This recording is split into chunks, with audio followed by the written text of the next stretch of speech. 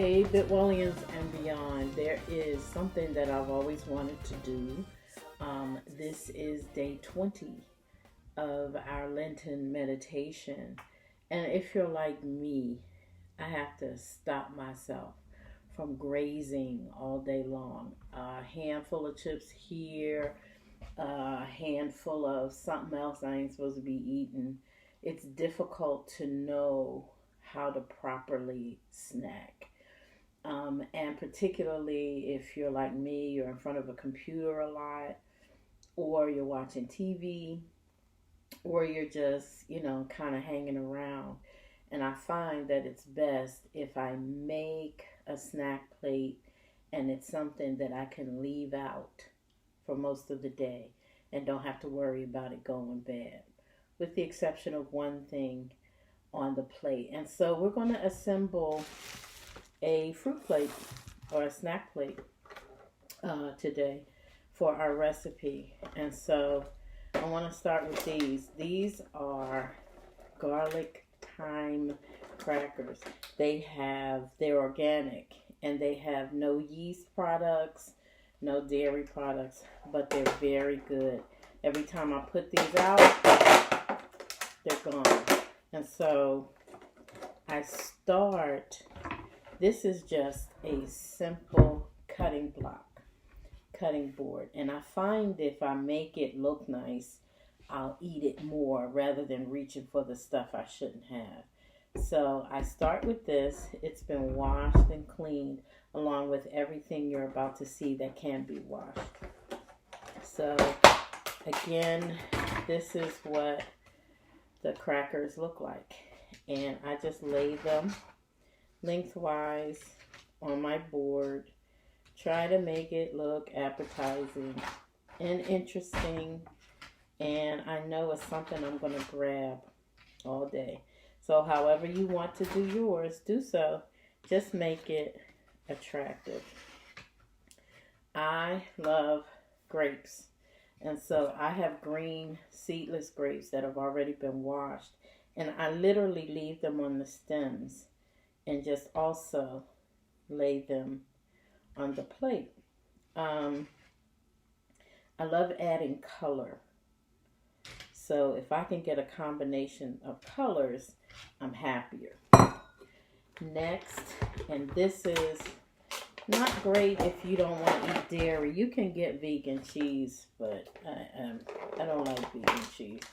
So I just do regular cheese. This is pepper jack cheese from the deli section of Giant Eagle. And it comes cubed, but I rather have smaller slices. For the smaller slices, I'll eat less and do more. Cut more and feel like I've had more than just great big blocks of cheese. So I just slice them down on yet another cutting board. And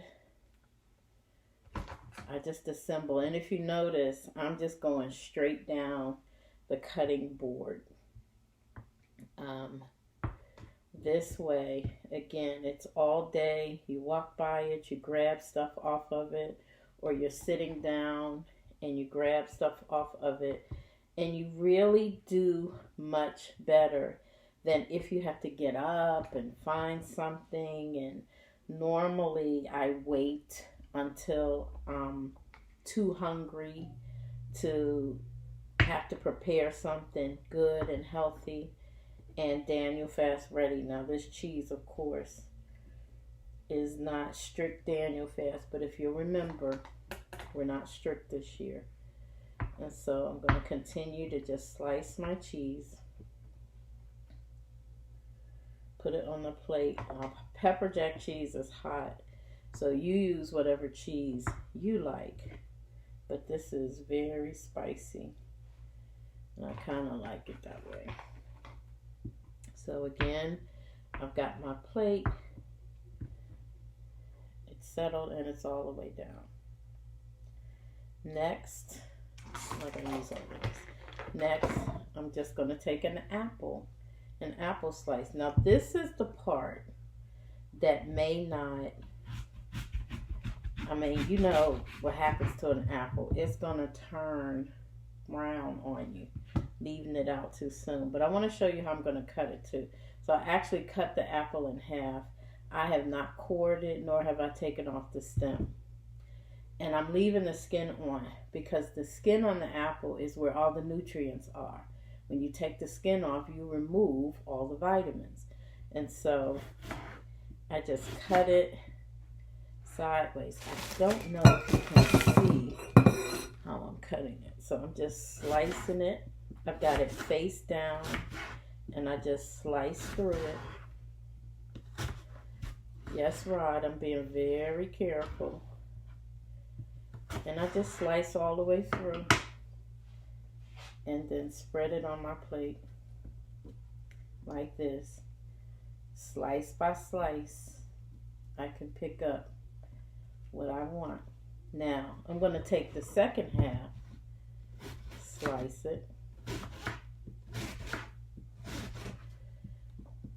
This is good for when you're in Bible study and everybody else is chomping on something. You have your own snack to eat. I'm going to turn this around and finish it off. Just remember what I said about that color.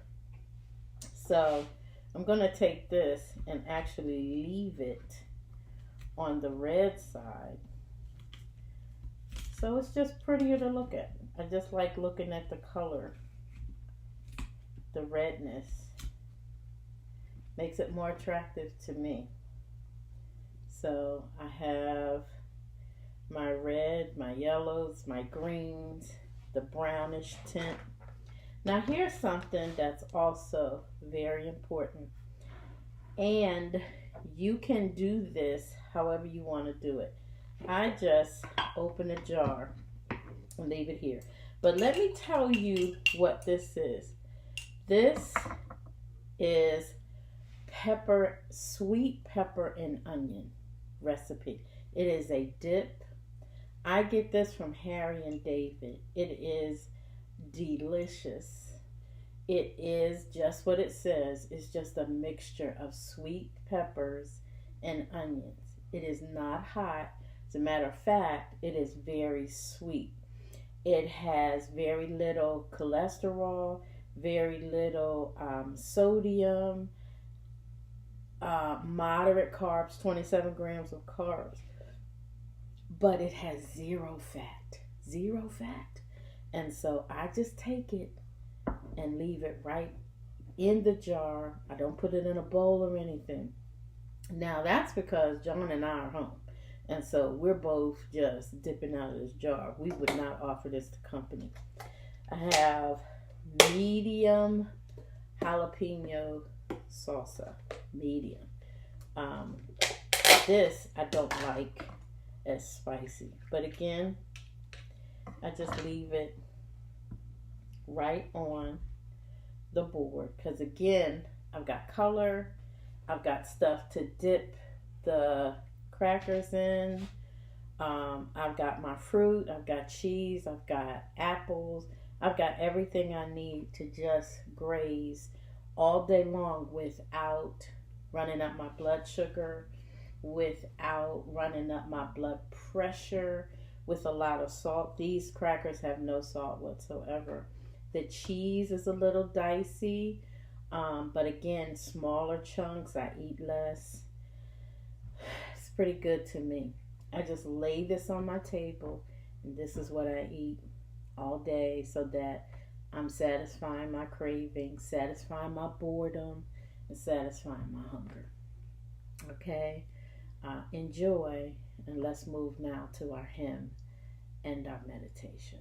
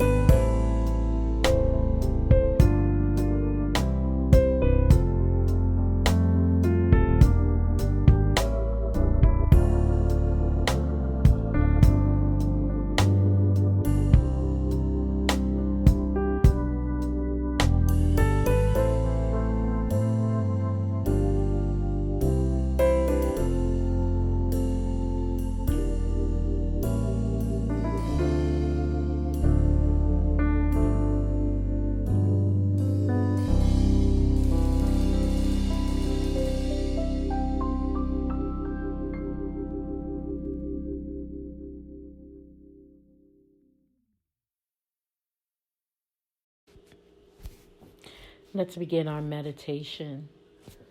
We are sitting comfortably, or we are lying down comfortably with our backs straight. Our eyes are open. We are aware of our surroundings. We are understanding ourselves to be real, present, here. We do understand that distractions come, our thoughts wander, and so when that happens, we give ourselves an extra dose of patience, and we simply bring our attention back to the breath. And so as we begin, deep breath in through the nose, out through the mouth.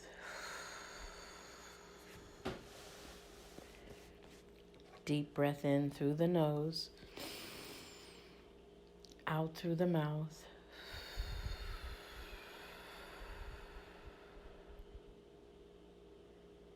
Deep breath in through the nose, out through the mouth.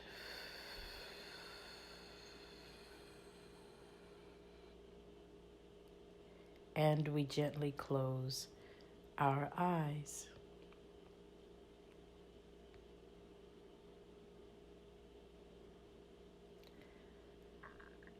We turn our attention to the breath, the natural pattern of our breathing.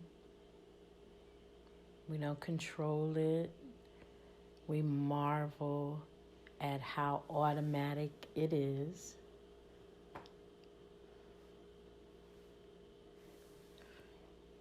We notice the rising and falling of our chest, or the rising and falling of our stomachs.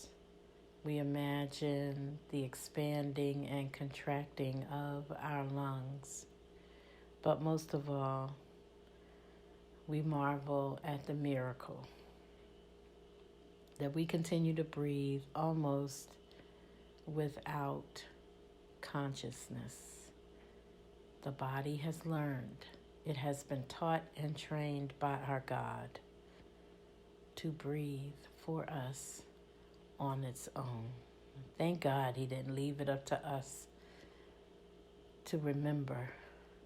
Many of us would forget.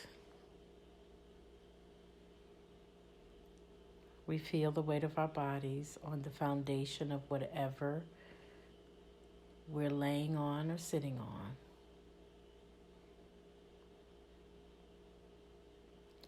And we just relax. And we feel the gratitude of, at least for the next few minutes, not having to do anything for anybody, not being interrupted with anyone else's requests or needs. We are simply still in the presence of the Lord.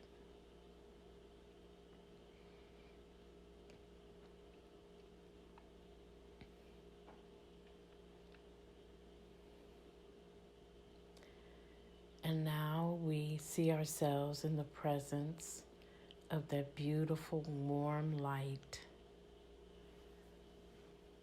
the light we've come to know as God's love and God's presence, surrounding us, warming us, filling us, lighting our path.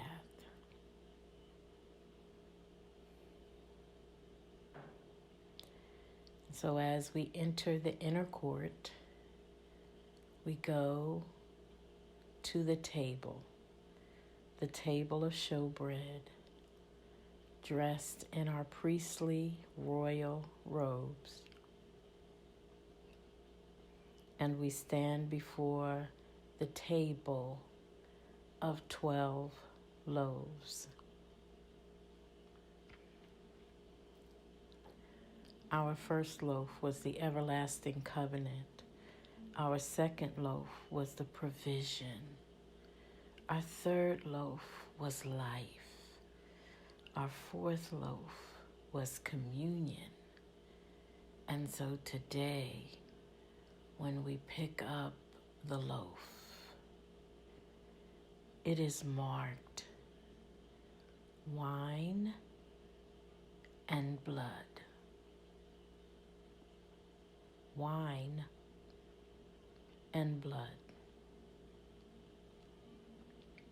If you are looking at the round cake that is depicted in the picture, one side of the cake says wine, the other side of the cake says blood. If you're looking at a regular loaf of, say, Italian bread, one side of the loaf says wine, the other side of the loaf says blood.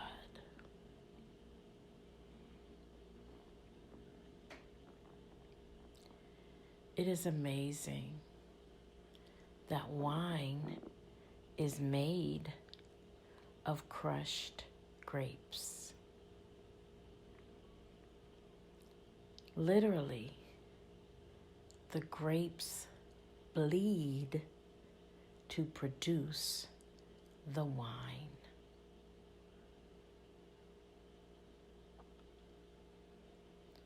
Wine, as we know in communion, is the depiction of the Lord's blood. But we know he was crushed, he was wounded, he was bruised, and so came forth his blood.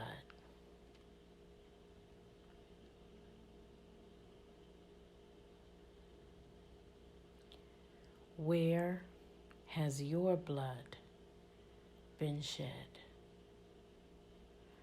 At what points in your life were you like the grape that was crushed, that shed forth your blood? Or the olive that was crushed, that brought forth the oil? But this is not oil. This is blood. And as you remember the places, the hurt times where your blood was shed,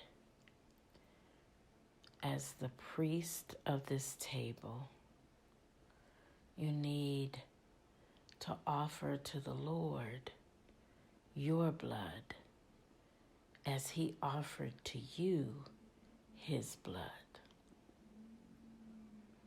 All of those times where you were absolutely crushed, offer it to the Lord as priest. Lift it up to him. Remember, you are in the light. You are in his presence. And you are the priest.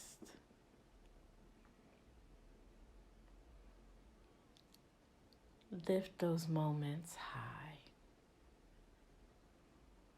As you lift your blood to him, he offers back to you the cup filled with his blood. But as you look into the cup, it has been turned to wine.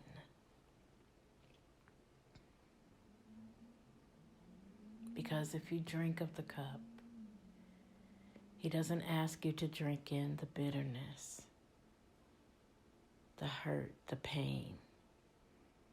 He asks you to drink the wine. He's turned your bitter moments into wine. Drink, and drink heartily. For this wine contains his blood and yours. It is a special blend, and it was made just for you. For every tear, every heart pang, every stirring of the emotions. God has used it as ingredients to make a specialty wine just for you. Drink deeply. He's turned your midnights into day. He's turned your sorrow into joy. He's walked with you through the night. He's turned your mourning into dancing. For your spirit of heaviness, He's given you a garment of praise. Drink deeply. The special blend made just for you.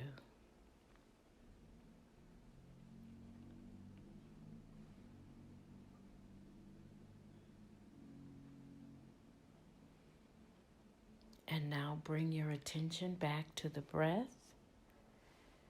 Breathe in deeply through the nose. Out through the mouth. Again, in through the nose. Out through the mouth.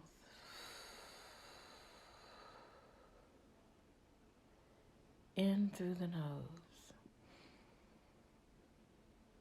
Out through the mouth. Gently opening your eyes.